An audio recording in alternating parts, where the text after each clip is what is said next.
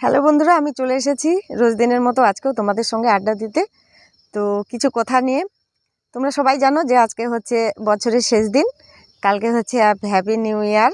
24 সাল হচ্ছে tata bye bye, আর আগমনী হচ্ছে 25 সাল। তো তোমরা কালকের দিনটাতে অনেক মজা করো, সবাই ঘোরো। কালকে তো পিকনিক খাওয়ার দিন। তো কে কোথায় প্ল্যান করেছো ঘুরতে যাও। এটা হচ্ছে কেমন গেল দিনটা জানি না, বছরের শেষ দিন। তো আমি আশা রাখবো এটাই, যেন 25 সালটা সবার খুব ভালো যায়। কারণ 24 সালটা আমার এত খারাপ গেছে বলার মতো নয়। তো আমি বলবো না যে 24 সালটা খারাপ, আমার খারাপ হয়েছে বলে যে আমি খারাপ বলবো সেটা নয়। আমার খারাপ হয়েছে তাই কি আমি বলবো খারাপ? কখনো নয়।